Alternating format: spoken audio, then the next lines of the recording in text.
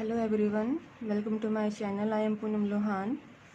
अगर आप मेरे चैनल पर नए हैं या फिर मेरी वीडियोज़ को पहली बार देख रहे हैं तो प्लीज़ मेरे चैनल को सब्सक्राइब करें, वीडियोज़ को लाइक करें, शेयर करें, कमेंट करें और साथ ही बेल आइकन को प्रेस करें ताकि जब भी मैं कोई नया वीडियो डालूँ तो सबसे पहले आप लोगों के पास पहुँचे।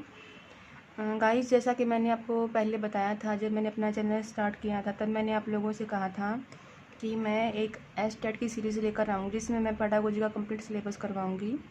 तो आज उस लेक्चर का पहला दिन है और पहला उसका वीडियो मैं बना रही हूँ आज। तो इसलिए मैं आप सबको इन्फॉर्मेशन देना चाहती हूँ कि जो बच्चे साइकोलॉजी के ना होकर अदर स्ट्रीम से बिलोंग करते हैं और वो अपना पीआरटी, टीजीटी और पीजीटी तीनों लेवल्स के एस्टेट को क्वालिफाई करना चाहते हैं और अपने पेडागोगी में 25 to 29 अबव 30 स्कोर पाना चाहते हैं तो प्लीज़ मेरे साथ बने रहें।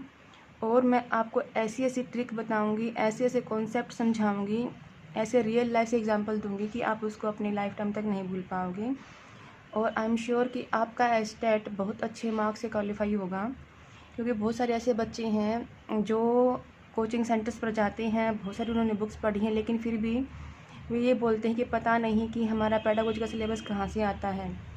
बात यह है कि जो पहले हमारे पेडागोजी का सिलेबस आता था वो हमारे एक सरफेस लेवल के ऊपर आता था कि हाँ, हल्की हल्की चीज़ें उसमें पूछी जाती थी। बट जैसे जैसे ईयर बीतते जा रहे हैं, एस्टेट का जो लेवल है वो थोड़ा सा हाई होता जा रहा है तीनों ही लेवल्स के पेडागोजी में। तो यहाँ पर क्या है कि आप सरफेस लेवल की बजाय उसके डीप लेवल से क्वेश्चन पूछे जाते हैं, जिसमें बच्चे कंफ्यूज हो जाते हैं कि हमने ये पढ़ा ही नहीं, ये कॉन्सेप्ट कहाँ से आ गया। तो जो कॉन्सेप्ट आपने अब तक नहीं पढ़े हैं वे कॉन्सेप्ट मैं आपको यहाँ करवाऊँगी और सिर्फ रिलेवेंट सिलेबस ही मैं आपको करवाऊँगी, कुछ एक्स्ट्रा सिलेबस नहीं करवाऊँगी। कि इतना सिलेबस जो सफिशिएंट है जिसमें से आप अपने पेडागोगी में अच्छा स्कोर ले सकते हैं। तो हमारा जो ये चैनल रहेगा और जो हमारा कोर्स रहेगा मेनली आपका पेडागोगी के रिगार्डिंग रहेगा, जिसमें हमारे एस्टेट के लेवल्स होंगे पीआरटी, टीजीटी और पीजीटी। और ये मेरी ईमेल आईडी है। अगर आप लोगों की कुछ क्वेरीज आप मुझे कमेंट कर सकते हैं। अगर आप कमेंट करना नहीं चाहते तो मुझे ईमेल आईडी पर भी आप क्यूरी भेज सकते हैं ताकि मैं आपकी क्यूरी से समझ सकूं कि आपको क्या प्रॉब्लम है या फिर आपको कौन सा कॉन्सेप्ट समझ में नहीं आ रहा है। तो प्लीज़ मेरी आप सबसे रिक्वेस्ट है कि इस कोर्स को अपने फ्रेंड्स में, अपने रिलेटिव्स में, सबके साथ इसको शेयर करें ताकि वे लोग भी इस चीज़ का फ़ायदा उठा सकें। कि देखिए, मैं एफसी कॉलेज में टीच करती हूँ और मुझे 3 साल का वहाँ का एक्सपीरियंस है और मेरे एस्टेट बहुत ही अच्छे मार्क्स से क्वालिफाई हैं। मैंने एमए किया हुआ है अपना साइकोलॉजी में और इसके साथ ही मैंने गाइडेंस का डिप्लोमा भी किया और जो post graduation diploma in guidance and counselling है, एमडीयू डिपार्टमेंट से मैंने किया है। तो ये दिक्कत तो आप बिल्कुल ही भूल जाइए कि आपके कंसेप्ट क्लियर नहीं होंगे या फिर कुछ चीज़ें आपको समझ में नहीं आएंगी। तो मैंने अब तक क्या किया है, जितने एस्टेट हो चुके हैं मैंने उन सब एस्टेट को उठाया, वहाँ के सिलेबस को देखा है कि पेडागोगी में किस लेवल तक का क्या क्या सिलेबस उन्होंने इंक्लूड किया हुआ है। तो वो सब एनालिसिस करने के बाद मैंने कुछ कॉन्सेप्ट अलग निकाल के रखे हुए हैं कि जिसमें से वो हर बार क्वेश्चन पुट करते ही करते हैं और उन कॉन्सेप्ट का मैं आपको एक डीप लेवल यानी कि उनकी जड़ से आपको इंट्रोड्यूस करवाऊंगी ताकि आप उनके बेस को समझ सकें। और जब तक आपका बेस क्लियर नहीं होगा, आप कितना ही पढ़ लो उसको, वो क्लियर नहीं होंगे कॉन्सेप्ट आपको, क्योंकि आप उनको सरफेस लेवल पर पढ़ लेते हो, डीप लेवल पर जाते नहीं हो कि शुरुआत कहाँ से हुई थी। अगर आप उसकी बेसिक नॉलेज को अगर समझ ही नहीं पाओगे, पढ़ोगे ही नहीं, तो आपके कॉन्सेप्ट क्लियर नहीं होंगे। तो यहाँ क्या है, आपके उन बेसिक चीज़ों को क्लियर किया जाएगा, बेसिक कॉन्सेप्ट आपको यहाँ समझाए जाएंगे। और मेनली जितने भी आपके टेट होते हैं या फिर कोई भी कम्पिटिटिव एग्ज़ाम होता है तो वहाँ क्या पूछा जाता है, हर चीज़ का एक बेसिक कॉन्सेप्ट होता है और उन बेसिक चीज़ों से क्वेश्चन पूछे जाते हैं। तो हमारा मेनली फोकस क्या रहेगा कि मैं आपको यहाँ पर पेडागोगी के जो बेसिक कॉन्सेप्ट हैं वो समझाऊँ ताकि आप लोग अपने डाउट क्लियर कर सकें और अपने एस्टेट में अच्छा स्कोर कर पाएँ। तो चलिए शुरुआत करते हैं। पेडागोगी, आखिर ये पेडागोगी होती क्या है, क्यों लोग पेडागोगी के नाम से कई ज़्यादा घबरा जाते हैं? क्योंकि शुरू में जो क्वेश्चन पूछे जाते थे वो बहुत इजी थे, उनको लोग बिना पढ़े, बिना बुक को देखे उनको सोल्व कर देते थे। मेनली जो हमारे एजुकेटेड पर्सन नहीं हैं, जो हमारे ओल्ड एज से रिलेटेड होते हैं, या फिर ऐसे स्टूडेंट हैं, या फिर ऐसे जो बच्चे हैं जो कभी स्कूल नहीं गए, अगर सिंपली हम उन क्वेश्चनों को उन बच्चों से पूछते थे तो वो भी उसका आंसर बता देते थे। बट अब क्या है, जैसे जैसे ईयर स्पेंड हो रहे हैं, हमारे एस्टेट का लेवल भी थोड़ा सा हाई होता जा रहा है। तो हम आज थोड़ा सा इंट्रो पढ़ेंगे कि ये क्या होता है। पेडागोगी मीन्स होती है शिक्षा शास्त्र, कि जो हमारी शिक्षा है उसका शास्त्र क्या है। जैसे हम पढ़ रहे हैं या हम पढ़ा रहे हैं तो उसकी एक रूट क्या होती है। शिक्षा विज्ञान की जो हम एजुकेशन दे रहे हैं या फिर जो एजुकेशन हमने ग्रहण किया है वो एक साइंस होती है पेडागोगी, और वो इसको बोल सकते हैं अध्यापन विज्ञान। ये पढ़ने पढ़ाने का जो तरीका है, जो साइंस है, उसको क्या बोलते हैं, पेडागोगी। अब देखिए मैंने कुछ इसमें डेफिनेशंस लिखी हुई हैं। The study of the methods and activity या एक्टिविटीज़ ऑफ टीचिंग, कि एक टीचिंग के वे मेथड और वे क्रियाकलाप जिसके द्वारा हम क्या करते हैं, अपने स्टडी को या अपने कॉन्सेप्ट को हम क्लियर करते हैं। Pedagogy is another word for education. इसका क्या है, एक एजुकेशन से भी इसका मीनिंग निकालते हैं, द प्रोफेशन से भी, कि प्रोफेशन हमने कौन सा अपनाया है, and the science of teaching, कि टीचिंग हम कैसे करते हैं, टीचिंग का विज्ञान क्या है, ये सब हमारे क्या हैं, पेडागोगी के अंदर इंक्लूड होते हैं। तो अब ये देखिए पेडागोगी में साइकोलॉजी के कॉन्सेप्ट को क्यों इंक्लूड किया गया है, क्योंकि जितने भी हमारे डिसिप्लिन हैं, मीन डिसिप्लिन को बोला जाता है हमारे सब्जेक्ट, हमारी स्ट्रीम्स, तो उनमें क्या है कि उसमें कहीं भी सब्जेक्ट में ये नहीं बताया गया कि एक बच्चे को हम कैसे तैयार करेंगे जब उसका जन्म होता है, जन्म के बाद जो उसका डेवलपमेंट होता है, जो उसका विकास है, जो उसकी वृद्धि है, जो उसकी एजुकेशंस है, वो हम कैसे कैसे प्रोवाइड करवाएंगे। मेनली जो हमारा साइकोलॉजी है, जिसको बोला जाता है मनोविज्ञान, इसमें हम क्या करते हैं, ह्यूमन के बिहेवियर की स्टडी करते हैं, और उस स्टडी के बेस पर हम उस व्यक्ति को या उस बच्चे को एक ऐसा इन्वायरमेंट देते हैं कि वो अपना ओवरऑल डेवलपमेंट कर लेता है। साइकोलॉजी बहुत बड़ी टर्म है, बट इसका जो इतिहास है वो बहुत ज़्यादा लंबा नहीं है। इसको मेनली करीब आपके 130 से 140 साल ही हुए हैं साइकोलॉजी को आए हुए। पहले क्या होता था, जो हमारी साइकोलॉजी थी वो हमारी फ़िलोसफी के अंदर एक टर्म होती थी। हम फ़िलोसफी यानी कि हमारा दर्शन शास्त्र, हम उसके अंदर साइकोलॉजी को एज ए सब्जेक्ट या फिर एज ए टॉपिक हम पढ़ाई करते थे। लेकिन जैसे जैसे टाइम स्पेंड होता गया तो वहाँ ये महसूस हुआ कि जो हमारी फ़िलोसफी है वहाँ से हम साइकोलॉजी को अलग कर देंगे, क्योंकि फ़िलोसफी का अपना अलग महत्व है और हमारी साइकोलॉजी का अलग महत्व है। तो साइकोलॉजी में लर्निंग के कि हमें कैसे पढ़ाना है, कैसे हमें कंडीशनिंग करनी है। एक व्यक्ति है जिसको पढ़ाई का मन नहीं है तो उसको हम मोटिवेट कैसे कर सकते हैं।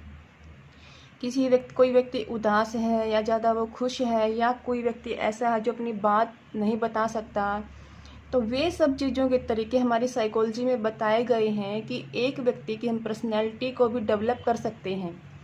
अगर हमारे पास एक बच्चा है जो जन्म लेता है, वो क्या है, बिल्कुल खाली एक स्लेट या खाली पेपर की तरह होता है, तो साइकोलॉजी ये बोलती है अगर उस व्यक्ति को जैसा हम इन्वायरमेंट देंगे, जैसा हम उसको बनाना चाहते हैं, हम उसको वैसे बना सकते हैं।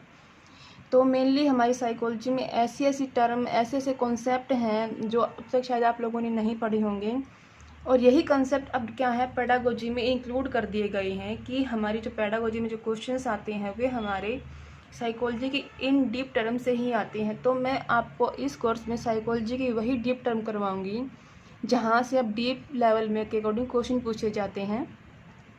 तो सबसे पहले हम पढ़ते हैं कि व्हाट इज़ साइकोलॉजी। साइकोलॉजी क्या है, यानी कि मनोविज्ञान क्या है। ड्राइव्ड फ्रॉम ग्रीक वर्ड्स, जो हमारा साइकोलॉजी ये हमारे ग्रीक वर्ड से आया है। ग्रीक के भी एक दो वर्ड लिए गए हैं, psyche and logos. Psyche logos, psyche का मीन्स होता है सोल, यानी कि जो आपकी आत्मा है, और लोगोस क्या है, साइंस और स्टडी एज ए सब्जेक्ट, कि जो आपकी आत्मा है उस आत्मा को हम एक विज्ञान मानते हैं, कि हमारी आत्मा की एक वैज्ञानिक रूप से या फिर एज ए सब्जेक्ट के रूप में हम क्या करते हैं, स्टडी करते हैं। तो यहाँ से आपको क्लियर है कि साइकोलॉजी ग्रीक वर्ड से साइकी और लोगोस दो वर्ड से निकल कर आया है। साइकी का मीन्स होता है सोल, यानी कि आपकी आत्मा। लोगोस होता है साइंस, कोई विज्ञान और स्टडी ऑफ ए सब्जेक्ट की एज ए सब्जेक्ट हम उसकी स्टडी करते हैं।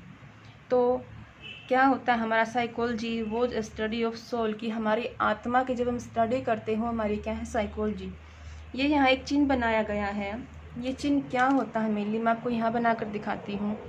जो हमारा त्रिशूल के टाइप का एक चिन्ह होता है, ये आपका क्या है साइकोलॉजी का, इसको सिंबल बोला गया है। तो जहाँ भी आपको ये साइन दिखाई दे आप समझ जाएंगे कि जो साइन है इसका क्या है, हमारी साइकोलॉजी का सिंबल है।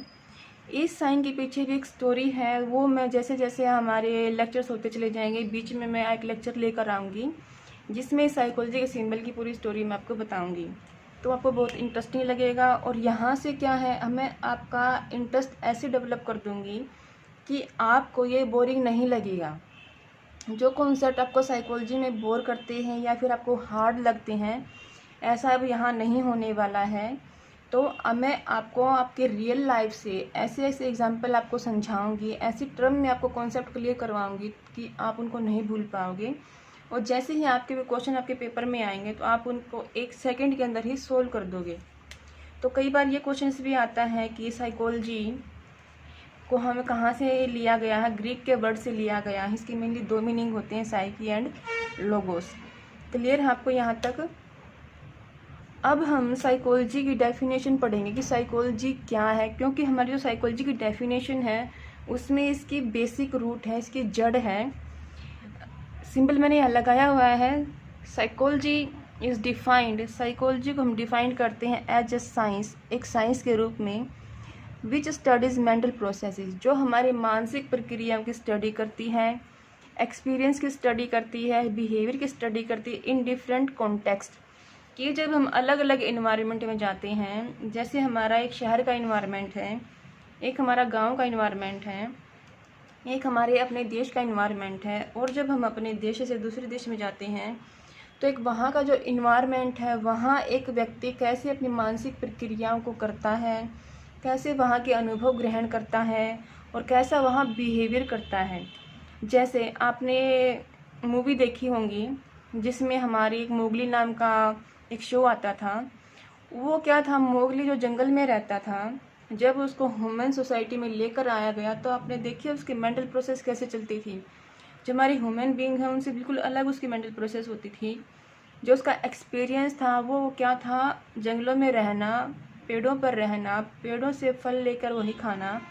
यहाँ तक कि जो भाषा बोलता था वो भी एक एनिमल्स के रूप में ही वो अपने साउंड को क्रिएट करता था और उस साउंड को वो एनिमल समझ लेते थे। लेकिन जब उसको ह्यूमन सोसाइटी में लेकर आया गया तो वो ना तो ह्यूमन सोसाइटी के लैंग्वेज को समझ पाया और ना ही उस मोगली की जो एक्सपीरियंस था या फिर जो उनकी मेंटल प्रोसेस थी उसको ह्यूमन सोसाइटी समझ पाई एंड बिहेवियर।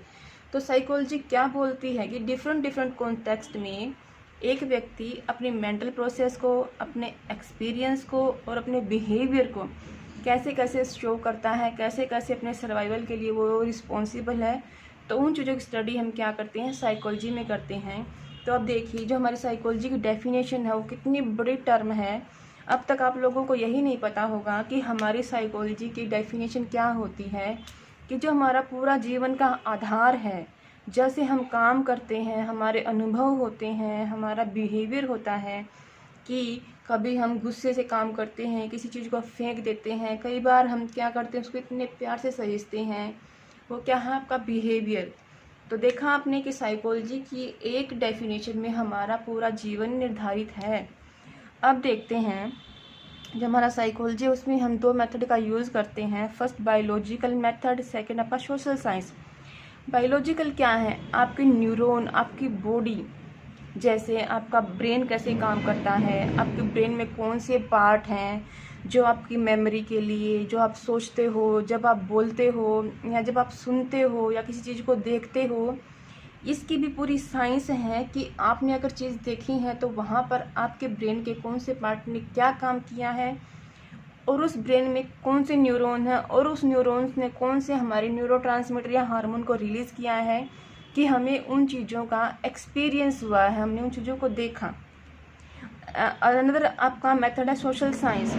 अब देखिए ये आपकी बायोलॉजिकल, आपका बॉडी है, आपका बिहेवियर है, ये आपके इंटरनल चीज़ों को स्टडी की सोशल साइंस, जब आप सामाजिक एक समुदाय में, सोसाइटी में जाते हो, अपने घर में रहते हो, अपने आस पड़ोस से या फिर अपने फैमिली मेम्बर्स हैं, आपके पेरेंट्स हैं, आपके छोटे भाई बहन हैं, आप उनसे कैसे बातें करते हो, आपका क्या है सोशल साइंस, कि आपको सोसाइटी में रहना सिखाया जाता है, कुछ नॉर्म होते हैं।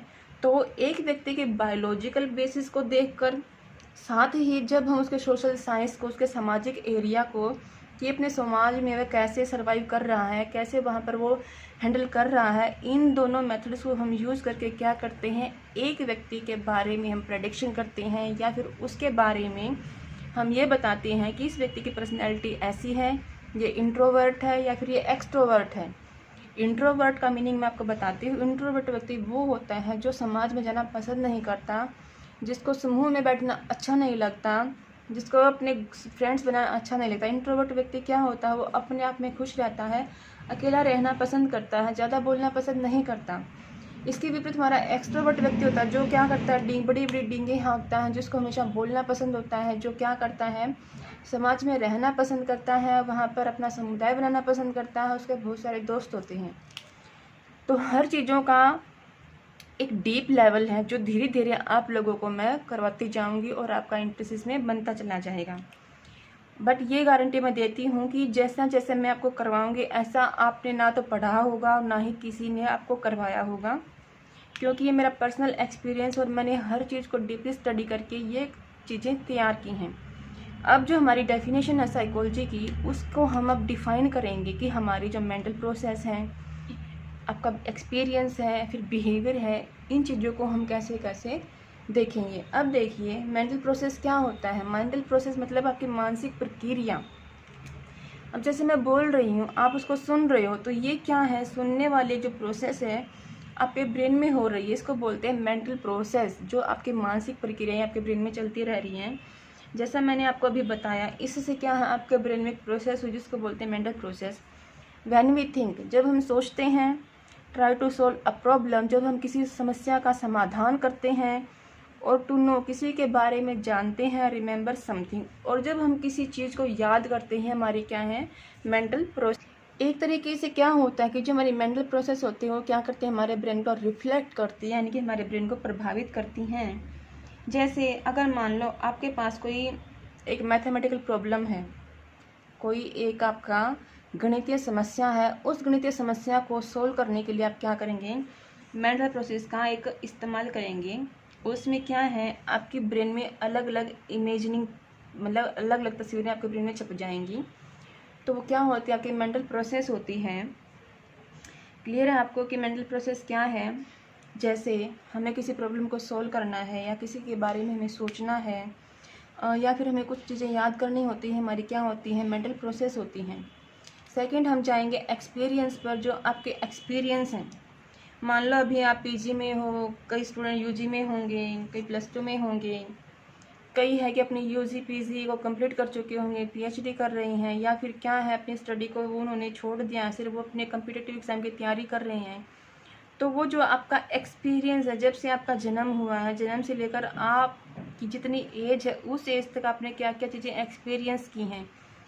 एक्सपीरियंस मतलब सब्जेक्टिव, ये चीज़ें आपके सब्जेक्टिव हैं। जैसे मेरा एक्सपीरियंस मेरा सब्जेक्टिव है, आप लोगों का एक्सपीरियंस आपका सब्जेक्टिव है कि आपने किस स्कूल में स्टडी की है, आपके जो घर है वो किस समुदाय का है, कैसा वहाँ का इन्वायरमेंट है, जो आपके रिलेटिव्स हैं या फिर जो आपके टीचर्स हैं, वो सब क्या है, आपका एक सब्जेक्टिव एक्सपीरियंस है।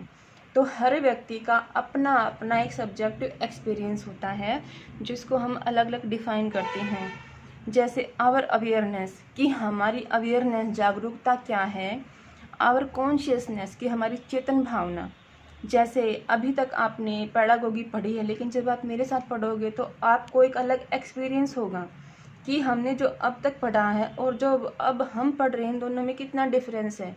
वो डिफरेंस आप कहाँ से निकालोगे, आपके एक्सपीरियंस से, क्योंकि आपने जो एक्सपीरियंस लिया है वो आपकी अवेयरनेस है, साथ में आपका कॉन्शियसनेस है। अवेयरनेस की जागरूकता, कि आपने कितने उस चीज़ को अवेयर होकर सीखा है और कितना आपने उसमें कॉन्शियसनेस लगाया था, कि अपनी चेतन भावना को आपने लगाया था।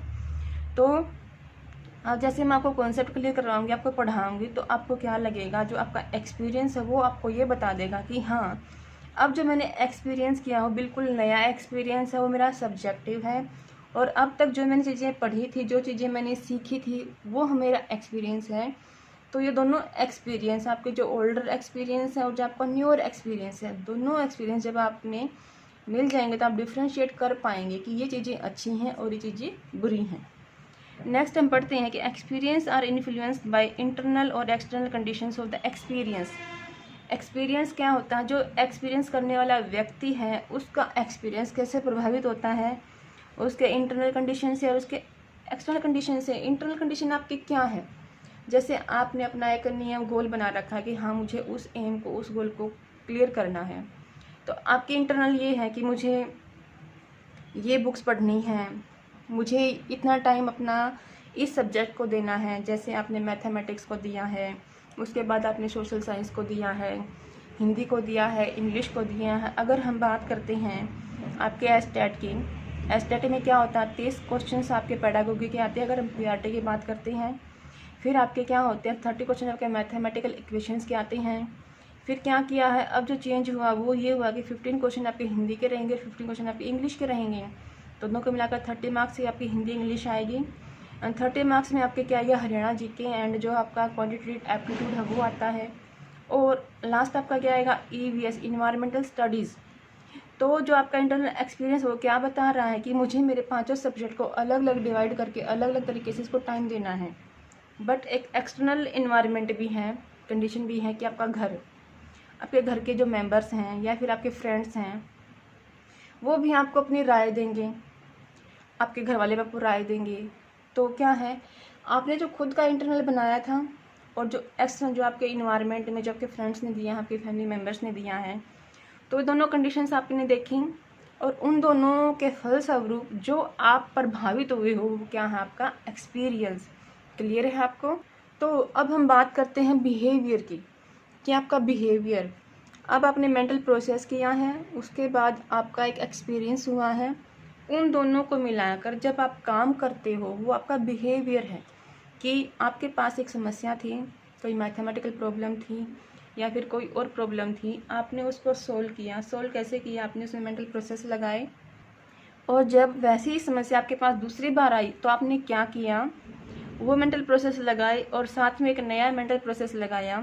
मीन्स जो आपका पहला एक्सपीरियंस था कि आपने उस प्रॉब्लम को जब पहली बार सोल्व किया था तो आपने कौन से मेंटल प्रोसेस लगाए थे, आपका एक्सपीरियंस 1। फिर नया जब दूसरी बार वही समस्या या उससे मिलते जुलते एक समस्या आपके सामने आती है तो आप एक नई मेंटल प्रोसेस लगाते हो, एक नया एक्सपीरियंस लगाते हो। तो दोनों एक्सपीरियंस आपके मिल गए और उन दोनों एक्सपीरियंस से आपने क्या किया, आपके बिहेवियर को शो किया। मीन्स आपने उस प्रॉब्लम को सॉल्व कर दिया, वो आपके बिहेवियर में शो करती है। अब देखिए बिहेवियर क्या होता है, आवर रिस्पॉन्सेज, आवर रिएक्शन। जो हम रिस्पॉन्स करते हैं और जब हम क्रियाएं करते हैं, रिस्पॉन्स, जैसे किसी ने आपको डांट दिया तो आपने क्या किया, आपको गुस्सा आया और उस डांट का जवाब आपने बहुत ही ज़ोरदार आवाज़ में या डांट के रूप में उसको दिया। रिएक्शन, अगर किसी ने आपको जैसे चांटा लगाया तो आपने क्या किया, उसको भी चांटा लगा दिया, ये आपके रिएक्शंस हैं। या फिर क्या है, बिहेवियर में आपने कोई अच्छा काम किया है तो आपको रिस्पॉन्स क्या मिला, एज अ रिवार्ड आपको शाबाशी मिली या फिर आपको टॉफ़ी मिली या फिर कोई आपको अदर गिफ्ट मिला। तो आपका रिएक्शन क्या रहेगा, आप खुश होकर उसका अभिवादन करेंगे, उसका थैंक यू करेंगे। तो हमारे बिहेवियर भी 4 तरीके से बिहेवियर होते हैं। फर्स्ट आपका सिंपल बिहेवियर, जो आप सिंपली बिहेवियर करते हो नॉर्मल अपनी कंडीशंस में। सेकंड आपका है complex behaviour, third covert behaviour and fourth है ओवर्ट बिहेवियर। अब हम बिहेवियर समझते हैं सिंपल, बिल्कुल सिंपल, जिसमें आपको कोई टेक्निक नहीं लगानी। जो चीज़ें आपके सामने हैं, जो कारण आपके सामने आया है, जो कोज आया है, उसका आपने एक रिएक्शन दिया। जैसे आपकी आँख पर पानी गिरा, आपने अपनी आँख को बंद कर लिया, ये क्या है, उस पानी के गिरने का इफ़ेक्ट, यानी कि कोज क्या था, पानी का गिरना। इफ़ेक्ट क्या आया, आपने अपनी आँख को बंद कर लिया, यानी कि आई ब्लिंकिंग। नेक्स्ट इसमें हम क्या पढ़ेंगे, throwing an object in the air. जब हम किसी ऑब्जेक्ट को हवा में उछालते हैं तो क्या है, कोज क्या है, हमने उस ऑब्जेक्ट को उछाला, किसमें, हवा में उसको उछाल दिया। कैचिंग द ऑब्जेक्ट, जब हमारे पास कोई ऑब्जेक्ट हमारे सामने आता है तो हम उसको क्या करते हैं, पकड़ लेते हैं। टू परसीव स्पीड, लोकेशन, जैसे वो जो ऑब्जेक्ट कितनी स्पीड से आ रहा है और किस लोकेशन पर वो आएगा। Grabs at just the right moment, कि हमने उस चीज़ को राइट मोमेंट में ग्रहण कर लिया। ये क्या आपके सिंपल बिहेवियर हैं जो सिंपली आप करते रहती हैं। सेकंड है आपका complex behaviour.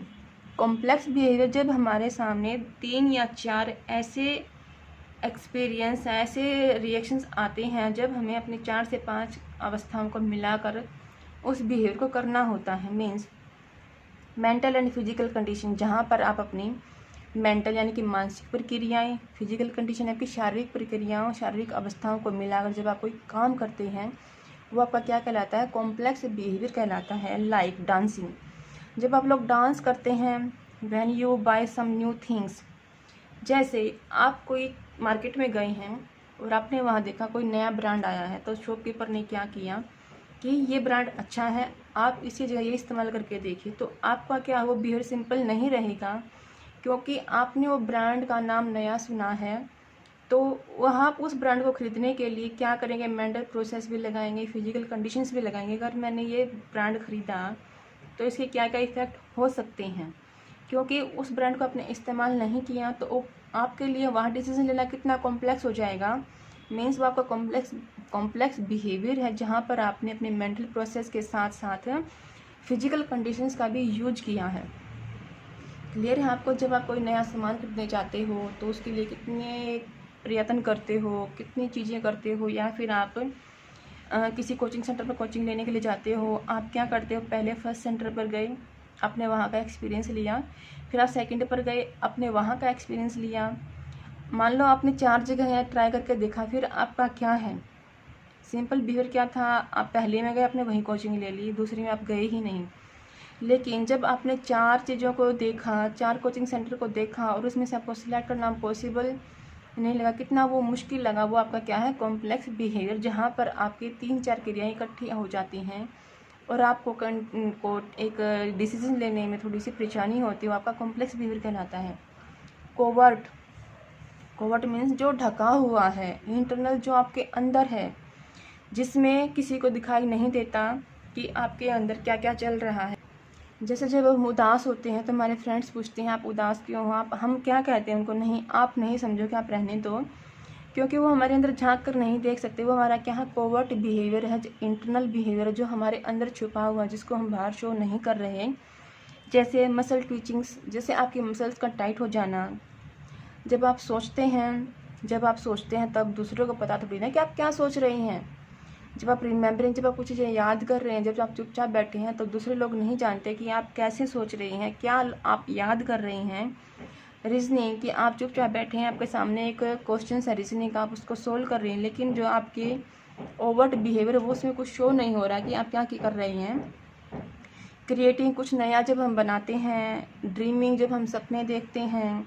Reading in silent, जब हम बिल्कुल साइलेंट आवाज़ में हमारा कुछ रीडिंग करते हैं, कुछ पढ़ते हैं, तो हमारे क्या है, वो कोवर्ट बिहेवियर है, हमारे इंटरनल बिहेवियर हैं, जिसको दूसरा व्यक्ति सामने से देखकर नहीं बता सकता कि ये हम कौन सा बिहेवियर कर रहे हैं। तो क्लियर है आपको, कोवर्ट बिहेवियर या इंटरनल बिहेवियर, जो हमारा बिहेवियर ढका हुआ है, जो कोवर्ट है, जो दूसरों को दिखाई नहीं देता।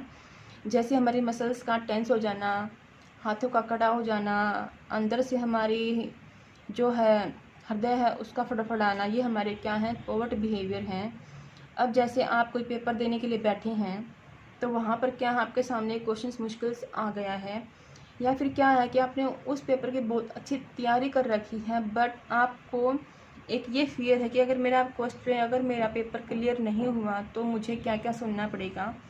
तो उस टाइम जो आपकी इंटरनल कंडीशन है उसको दूसरा नहीं देख सकता कि कैसे आपका मसल्स कैसे काम कर रही हैं, कैसे आपका इंटरनल बॉडी काम कर रही है, कैसे आपका ANS है, कैसे आपका CNS है, कैसे वो काम कर रहा है, आपका सेंट्रल नर्वस सिस्टम कैसे काम करता है। वो चीज़ें क्या है, आपकी कोवर्ट बिहेवियर है, इंटरनल बिहेवियर हैं। Thinking, remembering, reasoning, creating, dreaming, reading in silent, ये चीज़ें जब हम करते हैं तो दूसरे व्यक्ति को पता नहीं चलता कि हम कैसे सोच रहे हैं या हम क्या कर रहे हैं। लास्ट आपका है ओवर्ट या एक्सटर्नल बिहेवियर, जो हम ओवर्ट जो हम बाहरी रूप से दिखाते हैं, जो दूसरों को दिखाई देता है कि हम क्या कर रहे हैं, एक्सटर्नल जो बाहरी रूप से शो हो जाता है। For example movement of face, movement of hands, body and legs. अब देखिए, किसी ने आपकी प्रशंसा की, आपने कोई अच्छा काम किया, उसने आपको रिवार्ड दिया, आपको शाबाशी दी, तो आपके फेस पर एक फेशियल एक्सप्रेशन आ जाएगा, आप खुश हो जाओगे।